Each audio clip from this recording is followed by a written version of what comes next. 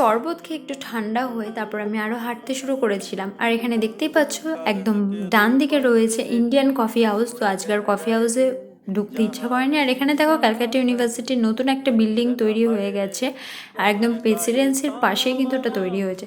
তো যাই হোক, আমি আজকে পুটিরামের গলিতে ঢুকে গেছিলাম, ভেবেছিলাম পুটিরাম থেকেই কচুরি খাবো, কিন্তু তারপরে এই দোকানটা চোখে পড়ে।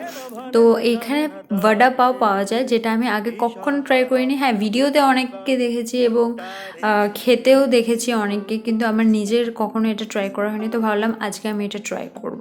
তো একদম দেখতেই পাচ্ছ অনেকটা বাটারের মধ্যে এই বড়াগুলোকে ভাজবে, আর ব্রেডের মধ্যে তো মশলা লাগিয়ে নিয়েছিল। তো এটা খেতে কেমন হলো আর ভিডিওগুলো কার কার ভালো লাগছে সেটাও কিন্তু আমাকে অবশ্যই জানিও। আর এরপরে কীরকম লাগলো খেতে, আরও কী কী দিল সেটা জানার জন্য চ্যানেলটাকে সাবস্ক্রাইব করে দাও।